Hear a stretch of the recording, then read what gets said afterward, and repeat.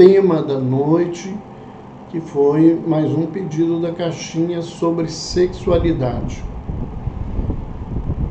E especificamente, eu coloquei o título de Desafios em Sexualidade, contribuição da obra de André Luiz, que é o título de um capítulo que eu tive a felicidade de receber o convite e a honra de escrever para uma das obras que para mim mais importantes da Associação Médico Espírita do Brasil, que é o livro Psiquiatria Iluminada, organizado por dois grandes colegas e amigos, Carlos Durgante e Paulo D'Aguilar, que são companheiros da AME Rio Grande do Sul.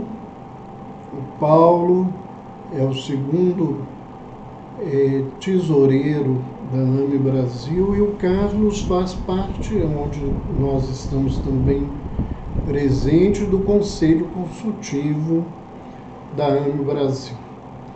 E eu tive esse convite para falar sobre esse tema. E é um tema extremamente desafiador, principalmente nos dias de hoje, onde nós encontramos várias questões, várias perguntas e posicionamentos, muitas vezes infelizes, outros inadequados, outros desrespeitosos, mas temos muita gente já buscando ampliar essa visão. Nós enfrentamos, todas as vezes que falamos sobre sexualidade, as nossas próprias lutas diante do tema. E como a grande maioria de nós tem imensas dificuldades no campo do sexo e da sexualidade, mesmo que não queiram assumir, porque infelizmente nós temos muitas dificuldades em assumir as nossas dores e as nossas dificuldades, elas estão presentes e elas perpassam muitas vezes as nossas posturas, que são mais de achismo do que de realidade. A ciência, nos últimos anos, diante dos seus estudos, diante de diversas posturas de grupos que buscam constantemente lutar pelos seus direitos, pelas suas formas de ver, ela fez inúmeras mudanças na abordagem sobre o tema sexualidade, e isso acaba criando polarizações, sejam no campo cultural, seja no campo político, no campo religioso, e no final é muito mais aquilo que eu acho e penso do que a realidade que nós precisamos buscar. Por isso, quando eu fui escrever o capítulo, além de buscar uma gama de orientações e referências bibliográficas para atender a parte científica que eu não poderia deixar de falar,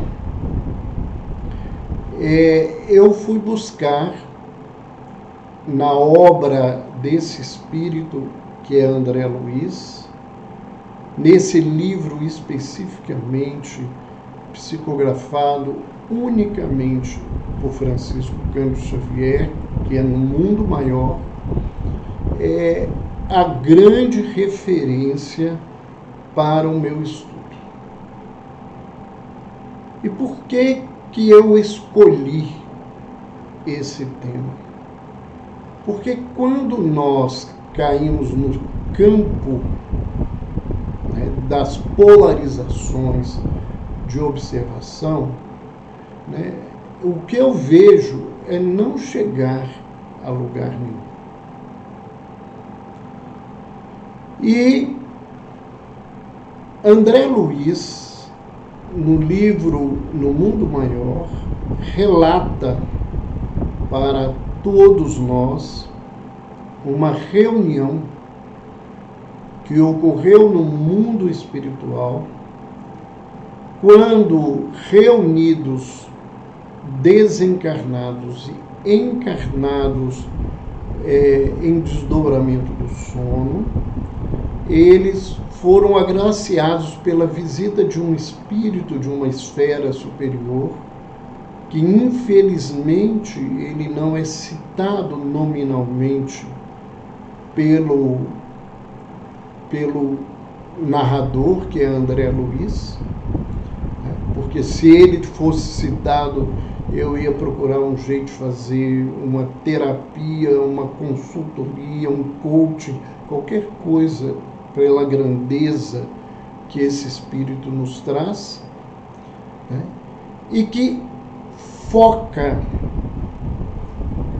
toda a temática que ele vai desenvolver baseada em algo que não é questionável, que é a lei do amor, a lei universal que rege todas as criaturas no universo.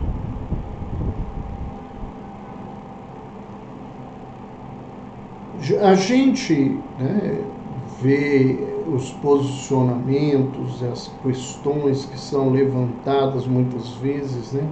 Antes desse capítulo, eu já havia escrito um livro para jovens no campo da sexualidade, já havia escrito um capítulo, né, num tempo até anterior às visões que a ciência hoje nos traz sobre a homossexualidade, e eu via o tempo todo essas polarizações, e o que eu deparo e me preocupa profundamente é o esquecimento de que a gente está falando de nós mesmos quando a gente fala de determinados assuntos, como é o assunto sexo e sexualidade. E se nós estamos fazendo alguma crítica e alguma acusação, a gente está saindo do lugar que nos é ou que nos compete na vida, porque nós não viemos a vida, segundo a própria fala do Novo Testamento, para ser julgador de ninguém. E quem julga o outro, segundo a fala dos evangelistas, está julgando ao próprio Criador, a sua lei. É claro que eu também não tenho resposta para tudo. E isso foi uma coisa muito importante que eu aprendi na doutrina espírita, né? Que eu não tenho que ter resposta para tudo. Eu não sei tudo, eu não sou um sabichão, eu não sou um expert em sexualidade e sexo, sou uma criatura que também carrego as minhas dificuldades nesse campo e que simplesmente por uma questão da própria vida que me envolveu com essa temática tanto no campo pessoal quanto no campo profissional, me fez focar tudo isso no sentido de que eu pudesse aprender pelo menos duas coisas diante das dores no campo da sexualidade: acolher e respeitar. E se no meu trabalho aqui à noite, se no capítulo que eu escrevi, se nas coisas que eu falo do tema, eu consegui fazer com que as pessoas entendam que mais do que questionar e querer respostas prontas, é fundamental diante de gente que a gente acolha a dor e que a gente respeite o outro e trate com dignidade a pessoa humana. Foi por isso que eu escolhi essa palestra que está relatada no Mundo Maior, porque esse é o enfoque o tempo todo daquela entidade, tentando nos mostrar o que seria verdadeiramente tudo isso. Vamos começar como sempre faço, todo mundo que está me acompanhando sabe disso, aqueles que me acompanham há mais tempo dentro do movimento espírita sabem disso. Eu gosto de começar com conceitos. Se a gente vai falar de algo, a gente tem que saber o que é esse algo. Né? E o primeiro conceito que a gente buscou, né, é o conceito de sexo. E eu fui procurar isso numa referência de um estudioso, Luiz Antônio Guerra, que diz assim, que o sexo está relacionado às distinções anatômicas e biológicas entre homens e mulheres.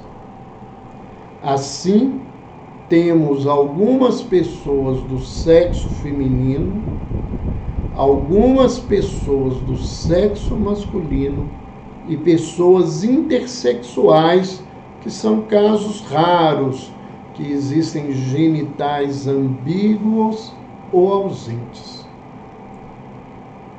Os próprios espíritos, nas perguntas, entre as perguntas 200 e 202, quando ele fala sobre sexualidade, eles começam dizendo que o sexo tem a ver com a organização orgânica, somática da criatura. Então, quando nós falamos de sexo, nós estamos falando de sexo masculino, sexo feminino e os intersexuais, aqueles que ou nasceram sem a genitália ou que têm genitálias ambíguas, que não dão uma definição clara desse sexo. Então, sexo, ele tem a ver, na verdade, com isso. Essa palavra é usada para definir também relações sexuais, né? E, na verdade, né, o sexo, segundo Emmanuel em Vida e Sexo, ele é espírito e vida a serviço da felicidade e da harmonia do universo. Então, ele é um instrumento, a energia sexual é algo que conduz a vida e que pode nos levar à felicidade, pode construir a harmonia do universo. Essa definição de Emmanuel é mais filosófica, mais ampla. A definição de Guerra, ela é uma definição técnica, mas é importante que a gente entenda isso. Então, sexo e sexualidade são coisas diferentes.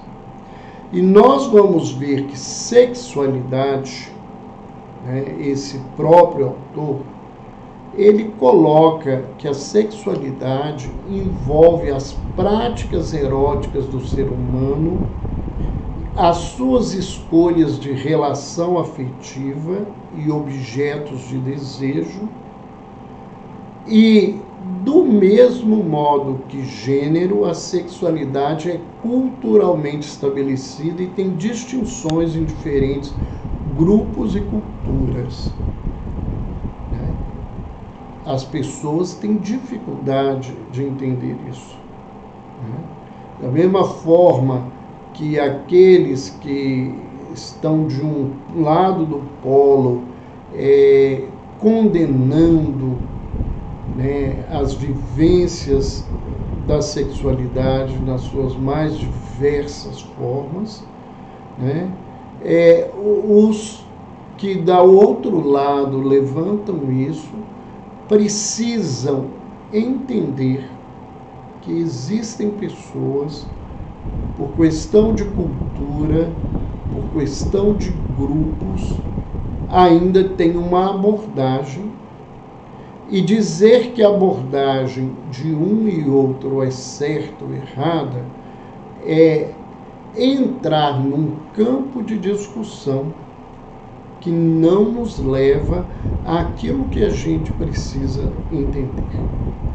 Quando nós falamos de sexualidade, né, eu gostaria que a gente tivesse clareza que, diante de tudo que eu acompanho na minha vida inteira e no meu trabalho profissional, a expressão mais inadequada e infeliz é a tal da opção sexual.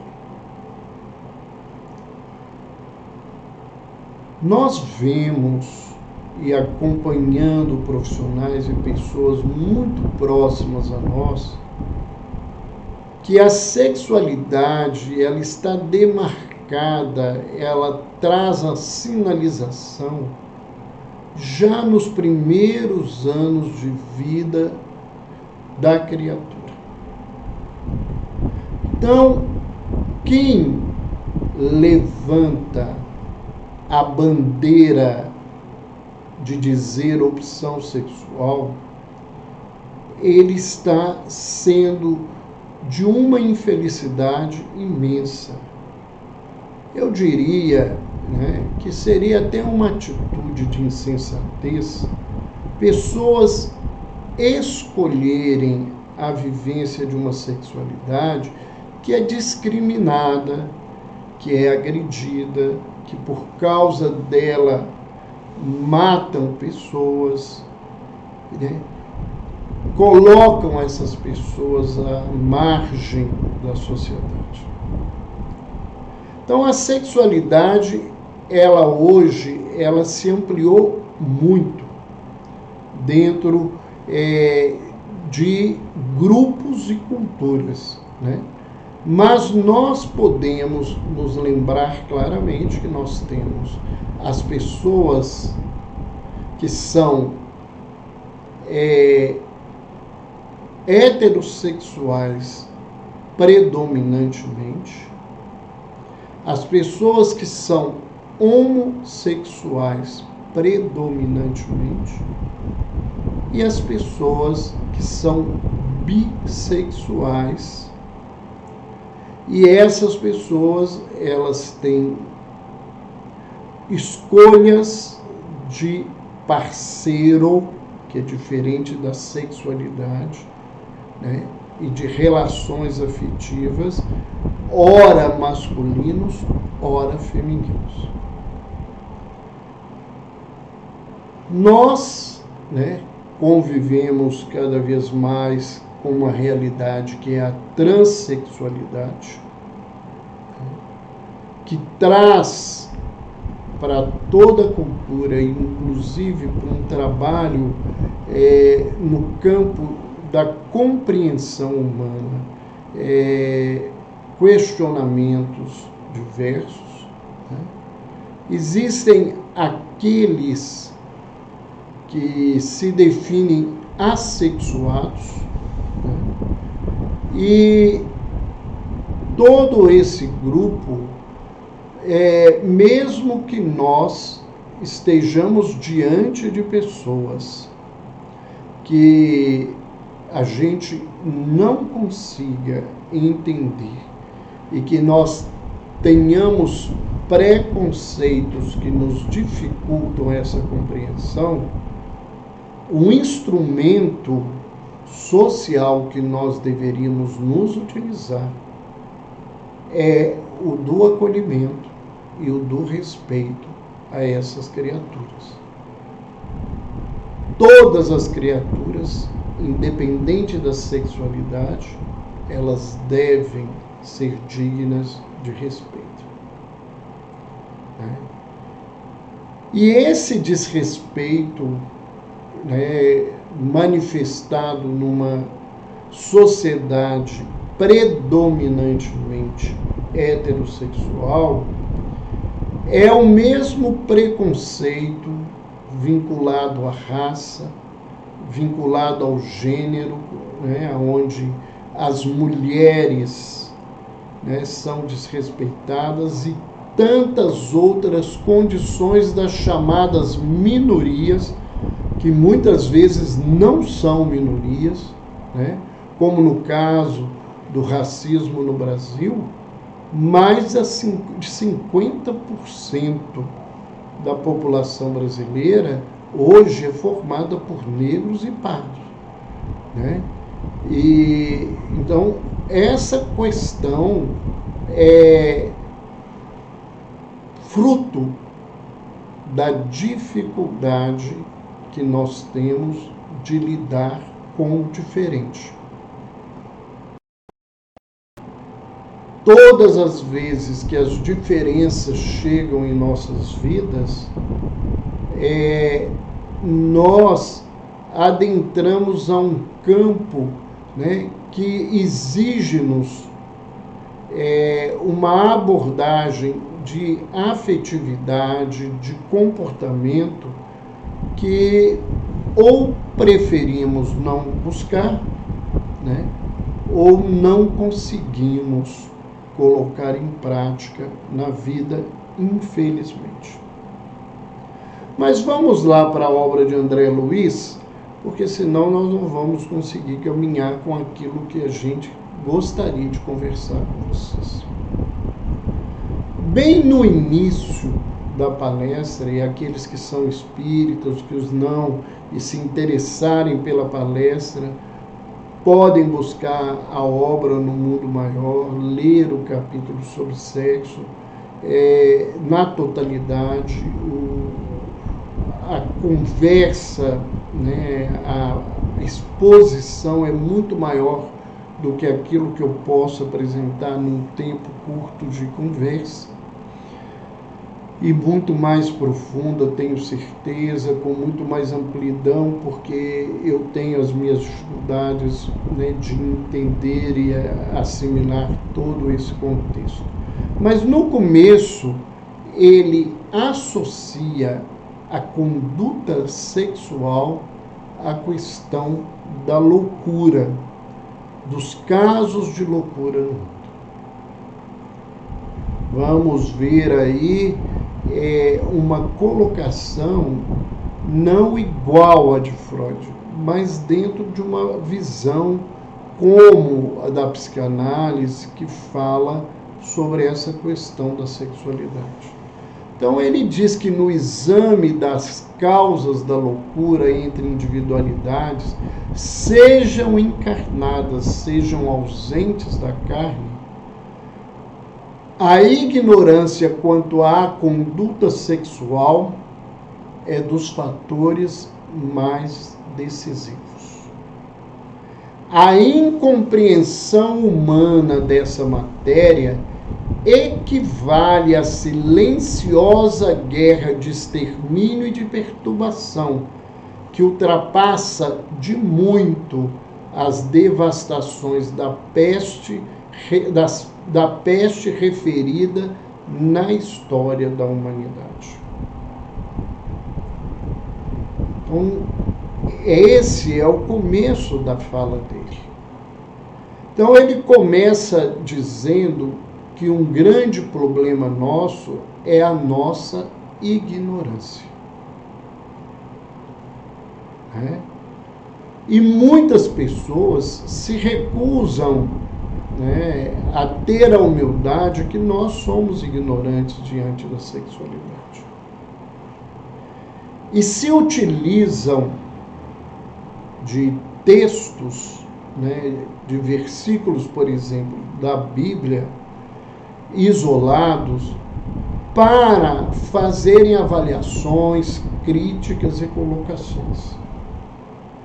Interpretam literalmente o conteúdo do Velho e do Novo Testamento sem um estudo real e sem a compreensão histórica e cultural daquele tempo. Muitos religiosos utilizam de uma fala de Paulo aos Romanos, quando ele se coloca diante da questão da homossexualidade, e definem que isso não é uma verdade absoluta. Porque o que está na Bíblia é uma verdade absoluta. Como então é uma verdade absoluta que racionalmente hoje o mundo não consegue aceitar, que o próprio Deus usou um jumento para se manifestar ao povo judeu. Que Deus mandaria Elias matar 300 homens que não tinham a fé voltada à fé que o povo judeu carregava. Aonde está o Deus de amor que Jesus nos ensina e que as igrejas cristãs querem pregar, com essa postura muitas vezes de ódio, de desrespeito e de falta de acolhimento das criaturas? Eu começo desse lugar realmente de crítica, porque é essa crítica que me faz buscar esse texto maravilhoso que vocês vão ver e que nos traz uma visão de alguém que está no caminho do amor, que está aprendendo a exemplificar essa postura que a maioria de nós ainda não sabemos. Não é diante das questões da sexualidade, é diante da questão humana, é diante da dor, da miséria, das dificuldades que a vida nos impõe o tempo todo. E ele diz, que na história o sexo matou e fez sofrer e adoeceu mais pessoas, que a peste, que ele nos lembra que é a peste negra, que teria devastado o continente europeu e o continente asiático, e na Europa mais de 50% da população foi exterminada por aquela peste naquele período. Ele mesmo, no seu discurso, ele vai falar dos desafios do tema. E vamos usar mais uma vez as suas próprias palavras para que a gente possa entender. Problema premente este que já ensandeceu muitos cérebros de escola. Não podemos atacá-lo a tiros de verbalismo de fora para dentro, à moda de médicos superficiais que prescrevem longos conselhos aos pacientes, tendo, na maioria das vezes, absoluto desconhecimento da enfermidade.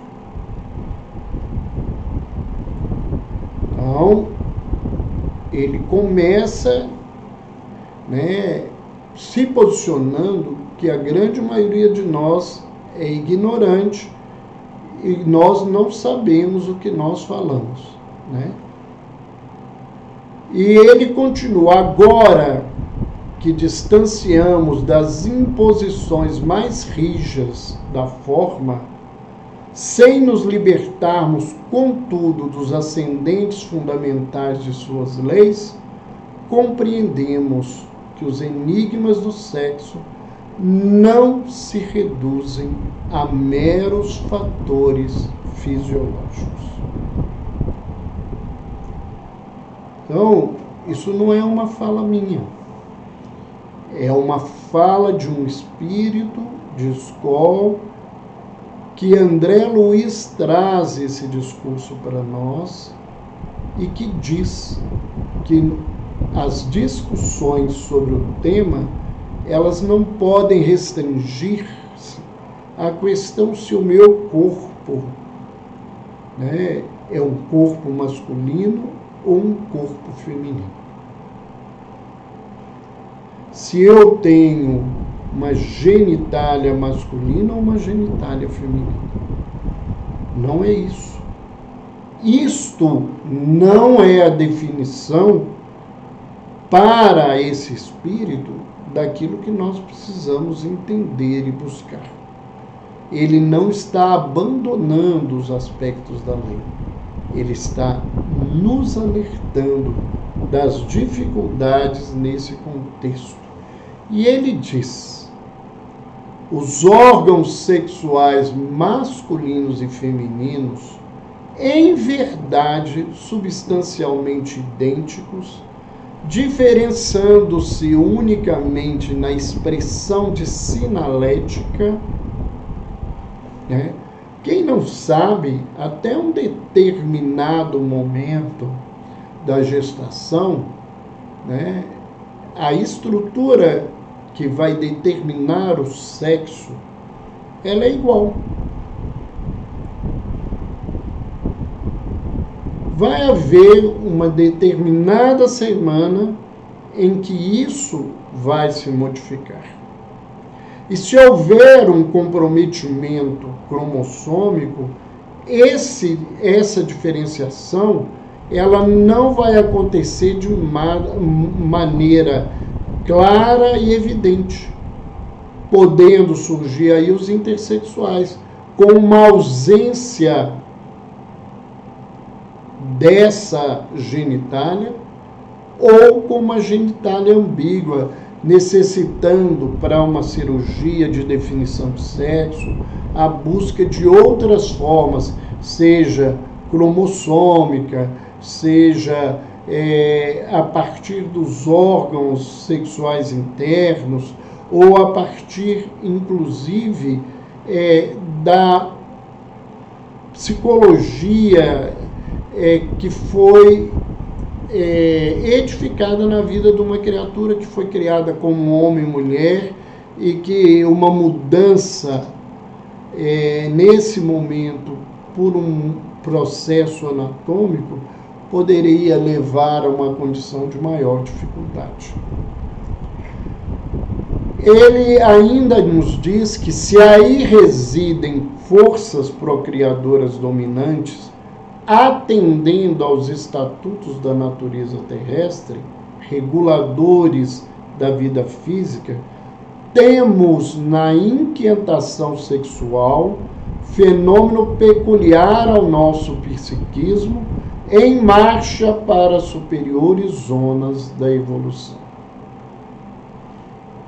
Então, nós vamos deparar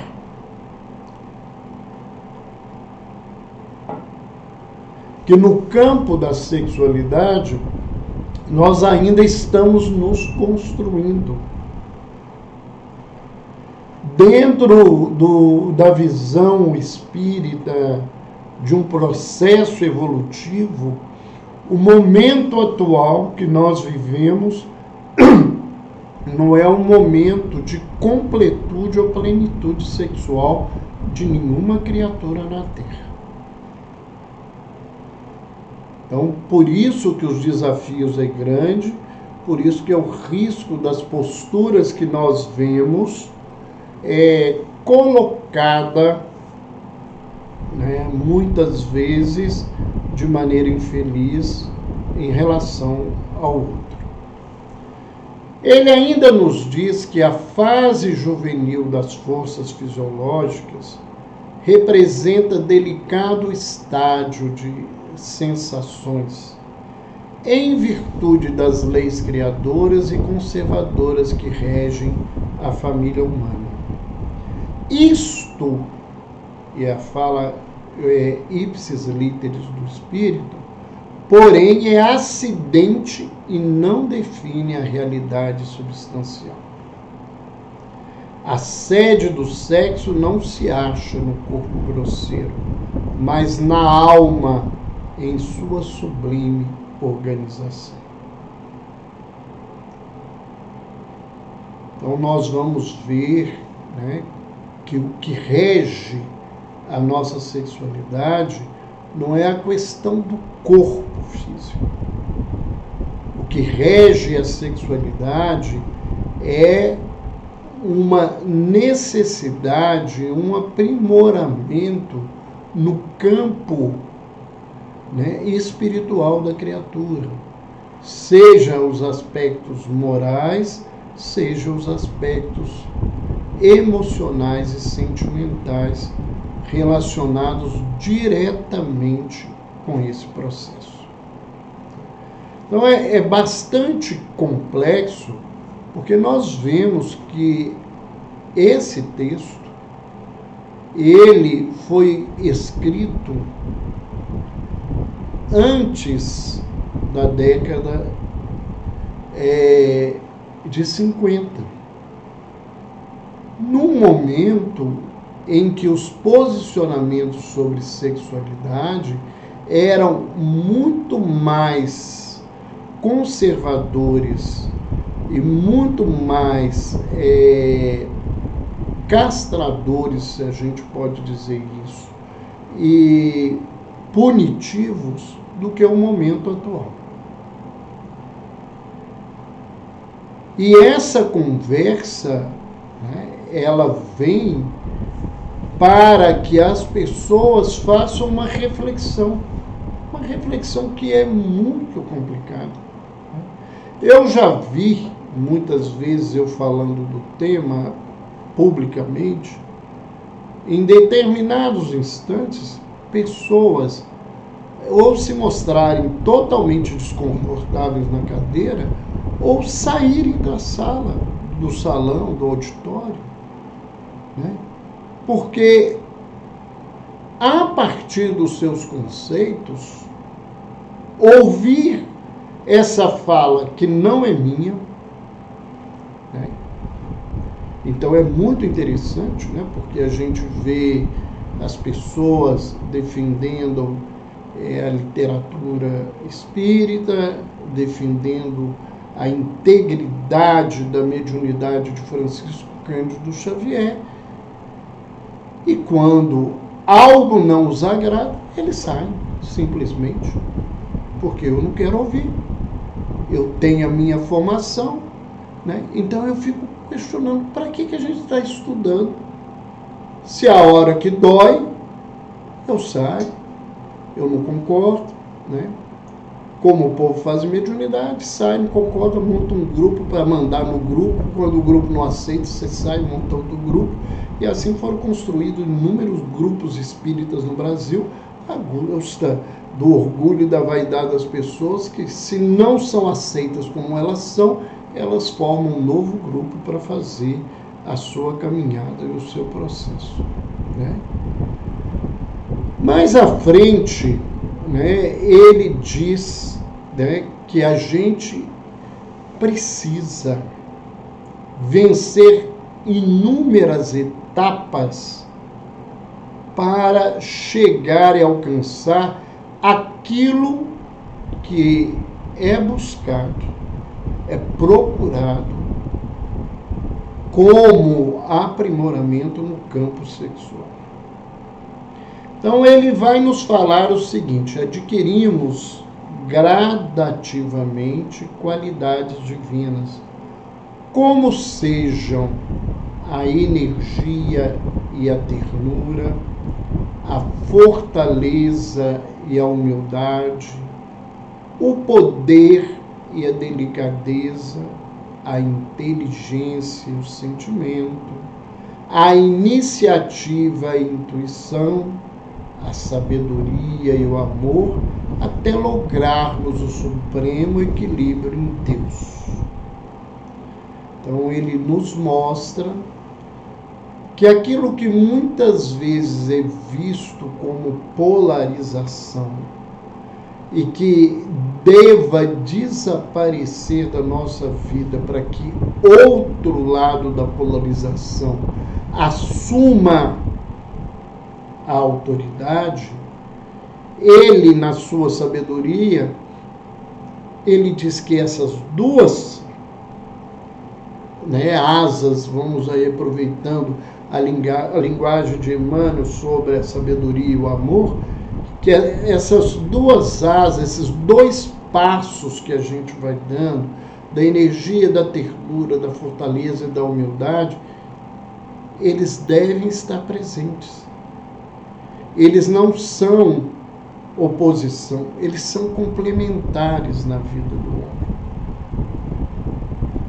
Como quando Emmanuel vai dizer em Vida e Sexo que o objetivo real da sexualidade é a bissexualidade, lembrando que ele não está falando de organização orgânica, ele não está falando de prática sexual, ele está falando de vivência sexual. O texto é muito claro disso, então eu estou reafirmando isso porque é isso. Ele está falando que para que um espírito cresça e se aprimore verdadeiramente, o seu lado masculino e feminino, eles têm que estarem juntos, presentes na vida. O yin e o yang, do tal, eles têm que estarem presentes na nossa vida, o que ele chama de força positiva e negativa em evolução dos mundos, que André Luiz chama assim no livro Evolução em Dois Mundos. Isso tem que caminhar coordenando e complementando-se na vida da criatura.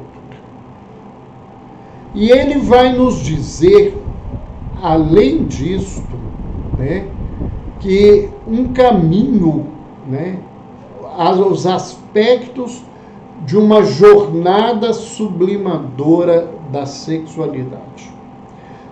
Vamos aproveitar e falar da questão da sublimação. Muitas pessoas interpretam sublimação como supressão da vida sexual,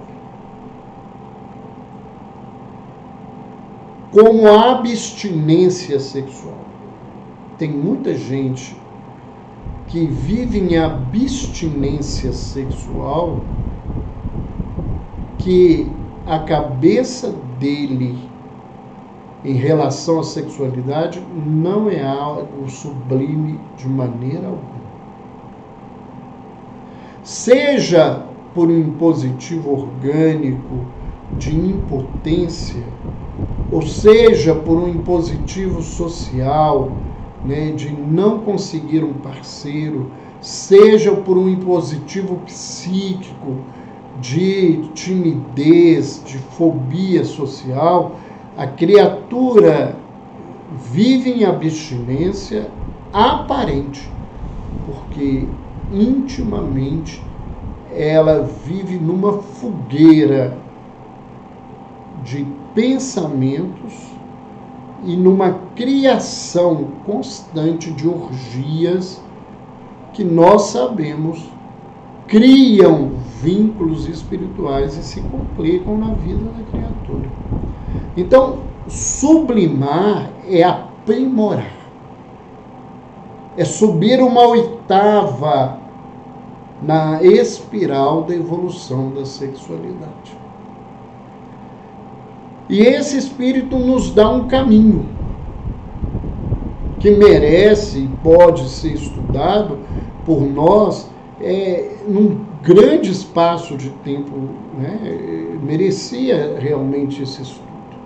Então, ele começa dizendo desejo, né, o desejo sexual, a relação de posse na sexualidade, que é ainda muito presente, porque o ciúme é uma marca constante da patologia da sexualidade, a simpatia, o carinho, o devotamento, a renúncia e o sacrifício constituem aspectos dessa jornada sublimadora.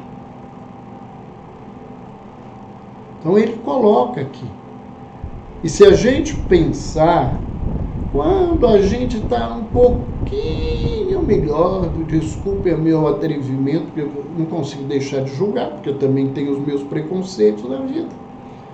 Quando a gente consegue chegar nessa fase de carinho, ótimo.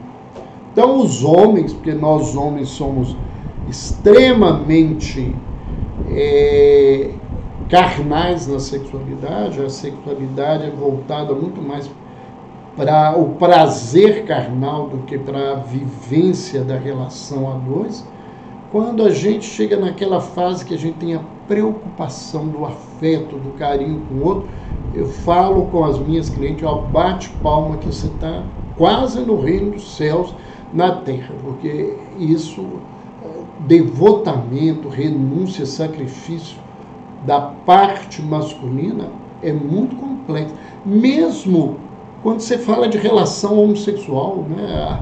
Alguém que assume esse papel masculino na relação homossexual, e eu não estou aqui querendo diferenciar a questão do ato sexual, mas da relação em si, geralmente essa turma, quando chega no carinho, solta foguete, que você segura aí, amarra perto de você, que isso não é coisa fácil.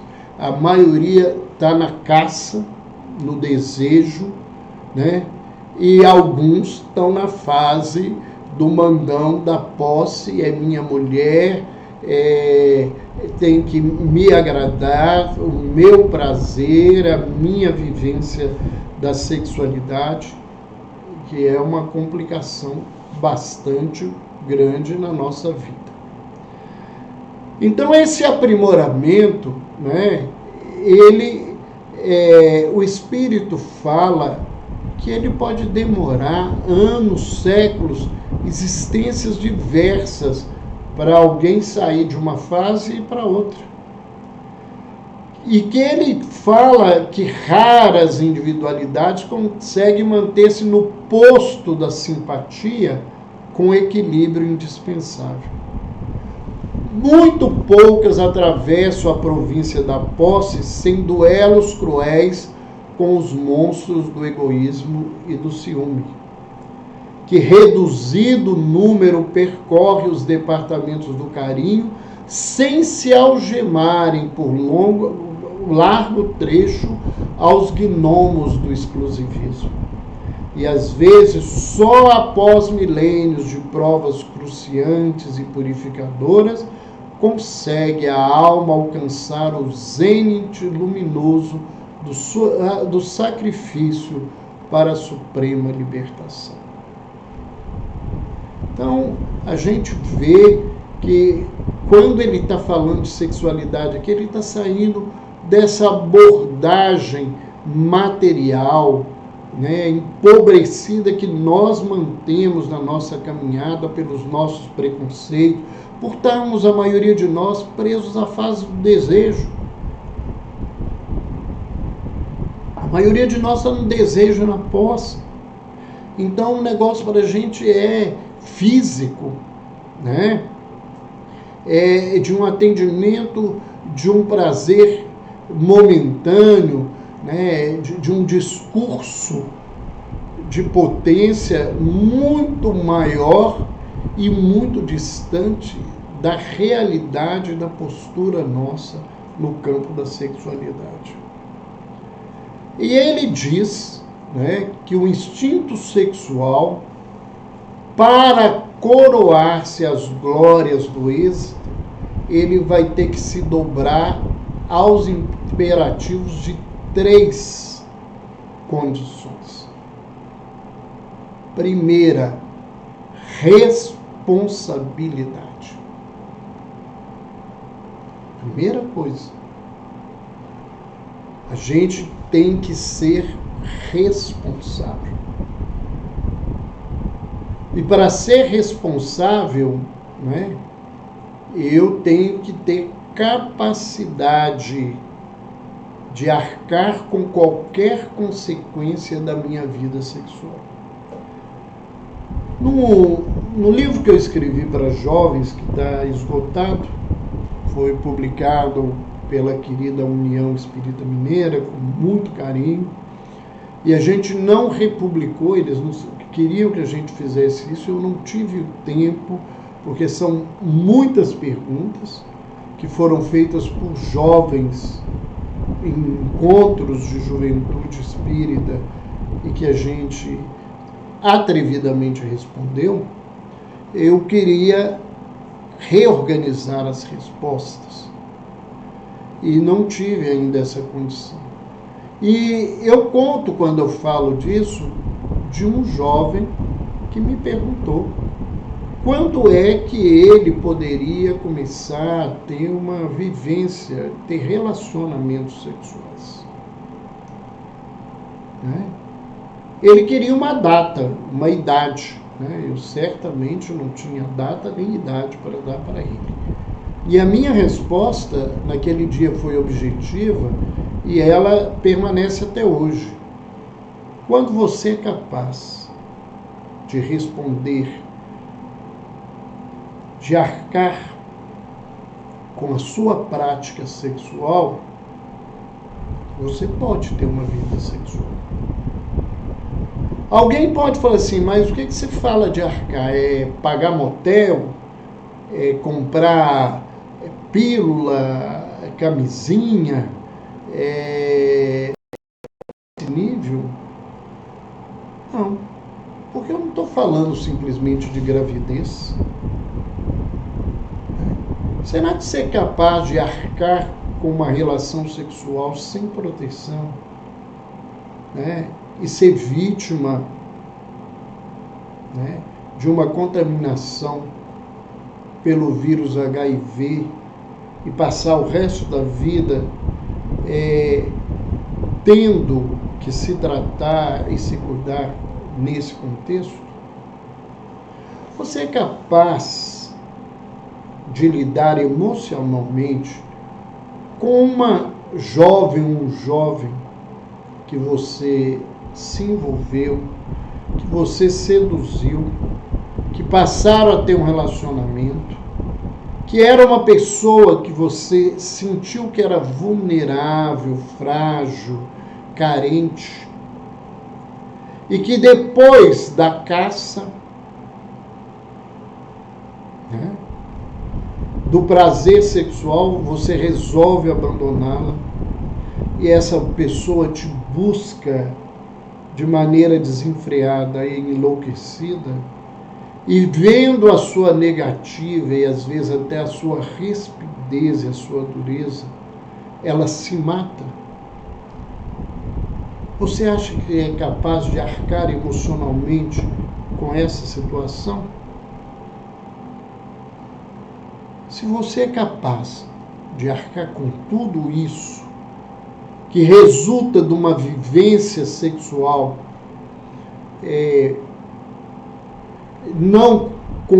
de um relacionamento não existente ou de uma relação já constante, né? Se você é capaz disso, então você pode viver o que você quiser. Se você não se sente afetivamente, moralmente capaz de lidar com isso, independente da idade, você não é capaz de viver a sua sexualidade com o nível de responsabilidade que você precisa ter. A segunda colocação dele é a disciplina.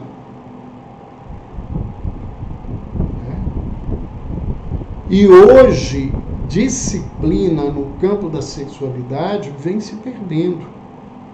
Cada vez mais as pessoas estão comprometidas na indisciplina da vivência sexual virtual, buscando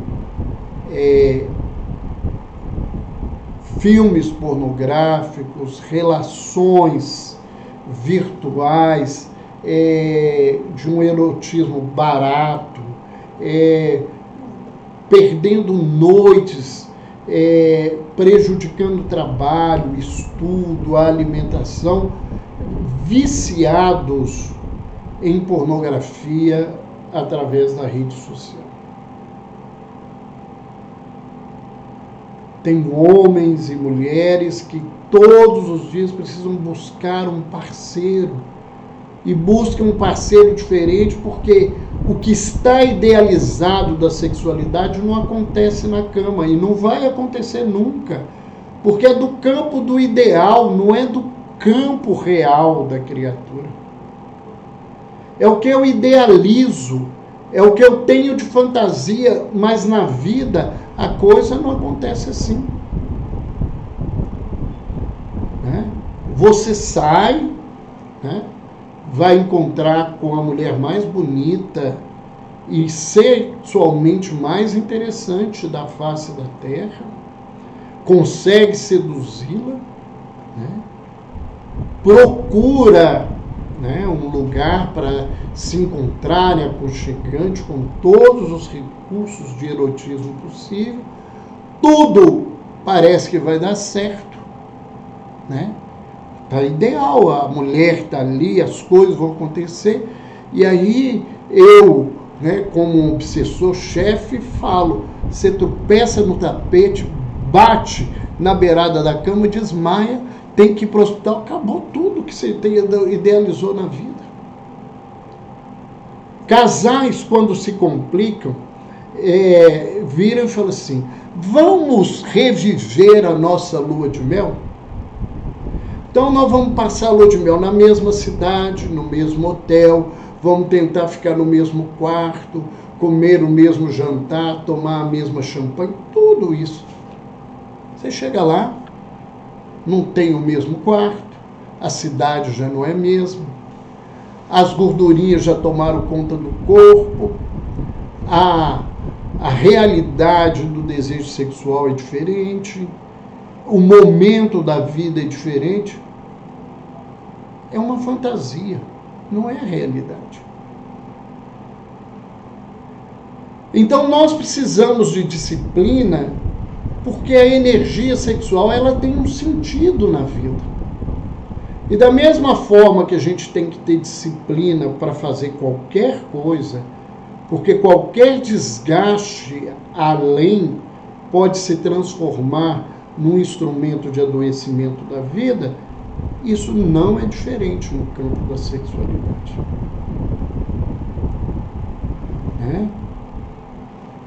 E a disciplina, segundo Emmanuel, ela antecede a espontaneidade. Então, à medida em que eu aprendo a me disciplinar, buscar viver uma relação sexual sadia, buscar viver um momento de crescimento nesse processo, ele vai chegar um momento que isso vai ser espontâneo e isso vai ser diferente na sua caminhada. E a terceira palavrinha, essa é mais complicada, que é renúncia. Para viver a dois, numa relação a dois, tem que renunciar. Eu falo que começa do ambiente físico, porque o quarto era meu e agora metade do quarto é meu e metade do quarto do outro. A cama era minha e hoje a metade da cama é do outro. E aí, só para dizer, na minha casa não é não, 2/3, e a maioria dos homens diz isso, 2/3 da cama é dela, mesmo que ela seja menorzinha, você fica com o resto da cama. Né? Se eu estou sendo preconceituoso, podem bater aí no chat, não tem problema, mas essa é a realidade. A gente tem que aprender a renunciar. Tem que aprender a renunciar. Né? Em tudo na relação, no jantar que se vai, na coisa que se escolhe, no que se vive, né? É importante que a gente entenda que uma vida de relacionamento afetivo é uma vida de renúncia. Tudo que exige uma divisão de espaço, né, de realidade, de possibilidades, está organizado e orientado pelo processo, né, de renúncia. Ele, então, propõe um programa educacional diante da sexualidade. Isso é importante. A proposta desse espírito é de educação. Né? Eu sou médico, né, escrevendo esse capítulo, eu fiz questão de frisar isso. Porque a proposta dele é uma proposta definitiva.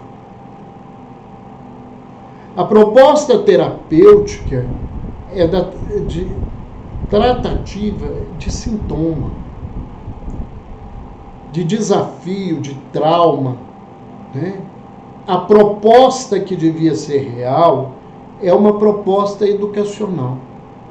E nós não vemos no campo religioso, né, ocidental, nenhum trabalho de profundidade e seriedade que ofereça um campo educacional no sentido da sexualidade para crianças e para jovens. As alas conservadoras religiosas se especializam em oferecer preconceitos. A ala de vanguarda dos outros lados defendem posturas, né, muitas vezes, no mesmo viés e na mesma complicação do outro lado. Nós ainda eu não consigo ver, quando se fala em sexualidade do mundo, lugares de equilíbrio. E eu falo de mim, talvez esteja falando muito de mim, mais do que poder falar das outras pessoas. E o projeto dele é de educação. E vamos lembrar, para quem trabalha com educação, né, eu não sou da área de educação, mas trabalhei muitos anos, né, com formação de grupos de jovens, com formação de evangelização, não é só trabalhando como evangelizador, mas organizando isso a partir de uma formação que eu tive a felicidade de fazer dentro da Federação Espírita Brasileira. E eu aprendi, né, que educação, né, educar é tirar de dentro. Ou seja, nós somos capazes, num trabalho de reflexão, num trabalho de despertamento das criaturas, que elas encontrem nelas as respostas necessárias para a caminhada. Educar não é doutrinar. Doutrinar é um processo de dominação intelectual. A sabedoria da educação é fazer com que a pessoa conquiste aquilo que existe de potencialidade na vida dela para ver todo esse contexto. Então ele diz, estas conclusões, contudo, não nos devem induzir a programas de santificação compulsória no mundo carnal. Nenhum homem conseguiria negar a fase da evolução em que se encontra. Ele começa com isso. Esse negócio de querer fazer santos, né? Se mostrar santo no campo da sexualidade, né? As posturas de condenação, né? Um dia eu tenho tentado melhorar a língua, mas eu não consigo, né? Ela não para na boca direitinho. Mas eu falava, né? É muito fácil, os heterossexuais enrolam o rabinho deles na postura deles, de adúlteros escondidos, de posturas de desrespeitos, né? Homens que fazem discurso cristão e pagam aborto para amantes, para mulheres com quem eles tiveram programas, né? Que obriga as mulheres a abortar porque não querem ter mais filhos, e falar da sexualidade do outro. Criaturas que carregam os desejos escondidos, que eu não sei como eles sobrevivem no mundo espiritual quando saem do corpo, né? Condenam e xingam e criticam as pessoas. Não existe programa de santificação compulsória. O que existe é uma hipocrisia nossa de parecer que nós somos bons. E a gente gosta disso. Tanto que a gente gosta de ser elogiado. As pessoas me elogiam, falam tanta coisa que eu sou bom. Aqui tem umas pessoas que convivem comigo há mais de 40 anos, sabe a bondade que eu sou na vida, né? A dificuldade de que é de conviver com a minha criatura, né? Mas a gente gosta, os outros falam assim, o senhor é tão paciente, né? Não sei aonde que vem isso, o senhor é tão assim, tão calmo, tão... né? Eu, né, estou buscando aprender, e aí eu faço papel de bom, né? As pessoas me veem nesse lugar, mas os meus desafios internos sou eu que conheço. E enfrentá-los muitas vezes é difícil. E vencer as minhas más inclinações é um desafio diário. Então, não desejamos, continua ele, portanto, preconizar no mundo normas rigoristas de virtude artificial, nem favorecer qualquer regime de relações inconscientes, nem de um lado nem do outro.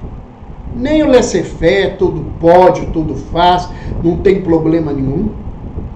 Isso não tem sentido, é falta de responsabilidade. Quanto a essa postura, né, de que não pode nada, que não acontece nada, né, que a gente proíbe as pessoas de tudo, e se proíbe de tudo, e quando vê, né, o vulcão está grande, quando sai, ele sai de uma forma bastante adoecida. Nossa bandeira é, sobretudo, a do entendimento fraternal. E é por isso que ele me encanta. E é essa bandeira que, nesses anos de terapia, de trabalho, atendendo inúmeras pessoas com dificuldades no campo da sexualidade, é que eu tenho buscado desenvolver. Entendimento fraterno. Ver a criatura onde ela está, entender a sua dor, entender os seus limites, ajudá-la a encontrar as suas potencialidades e caminhar passo a passo.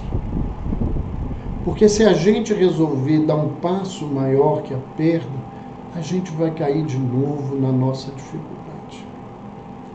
E ele completa essa parte da fala dizendo: não solucionaríamos tão complexo problema do mundo simplesmente à força da intervenção médica.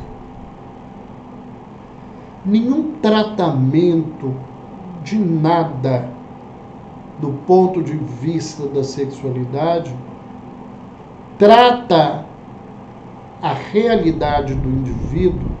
Nenhum uso de hormônio, nenhum uso de tipo de cirurgia, nada disso vai tratar do que é mais primordial, que é o sentimento, que é o afeto, que é a luta de aceitação ou de rejeição pessoal com o lugar que se encontra, com a atitude que toma, com a vivência que tem.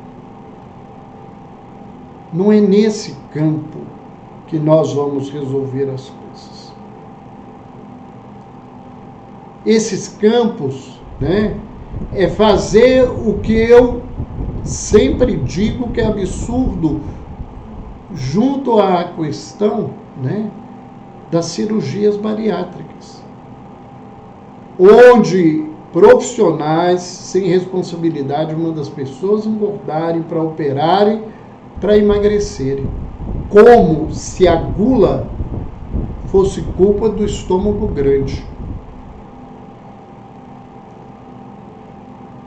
E a gente sabe que dentro de 10 anos, as pessoas que operam ganham de 40% a 50% do peso que perderam. Por quê?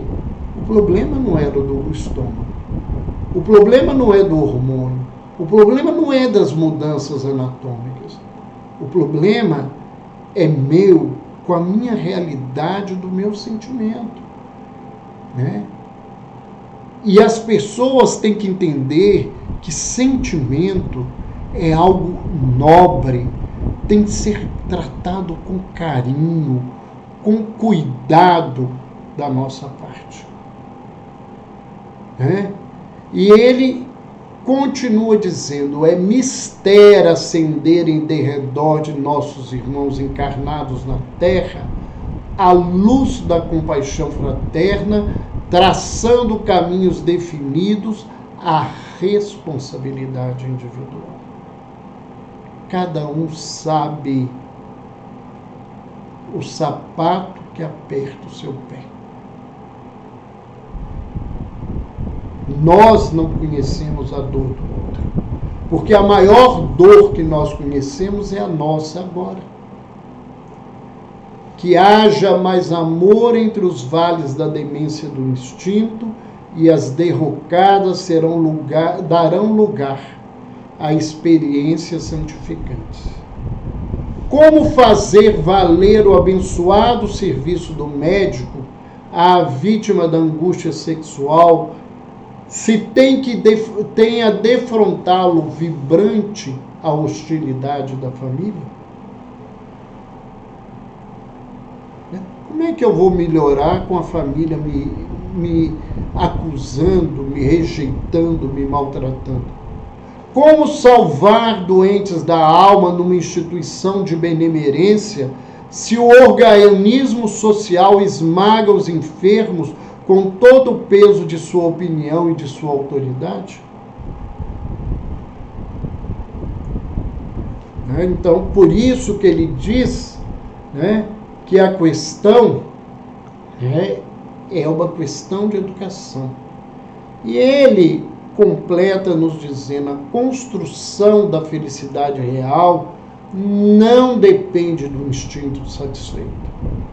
A permuta de células sexuais entre os seres encarnados, garantindo a continuidade de formas físicas em processo evolucionário, é apenas um aspecto das multiformes permutas de amor. Carneiro de Campos, numa mensagem que nós recebemos na Associação Médico Espírita de Minas Gerais, ele nos mostra os campos diferentes da manifestação da sexualidade. Um campo passa pela sensualidade, no outro campo passa pela afetividade, no campo superior pela criatividade. Isso é aprimoramento, né? E em cada um desses campos, as relações que nos tocam são diferentes.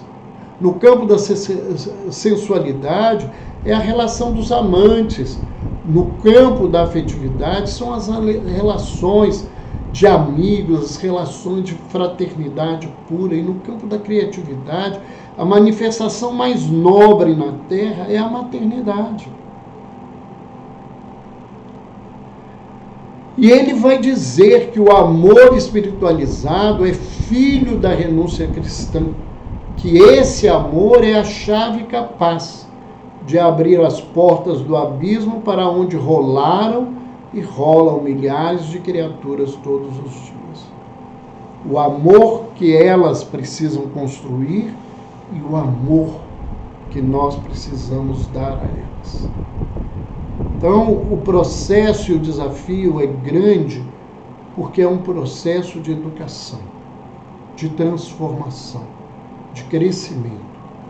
E nós estamos distantes, segundo a fala desse espírito, de entender a sexualidade, de desenvolver a sexualidade na sua forma mais nobre, porque isto ainda é uma raridade na história da Terra. Eram essas as questões que a gente queria trazer. Espero que eu tenha atendido a vocês. Se vocês acharam interessante, depois nós vamos deixar gravado no Instagram. Espero que a gravação do YouTube tenha ficado correta. Ela vai ser editada, ser colocada no nosso canal posteriormente pela equipe. E se gostaram, indiquem para outras pessoas que saibam que tem esse interesse. Ela fica aí então no Instagram para vocês. Daqui a pouco nós vamos estar publicando. E eu agradeço a todos, minha gratidão, a paciência de terem me escutado. Um beijo no coração, boa noite. Como dizia minha avó, sonhe com os anjos. Vamos sonhar com coisas boas.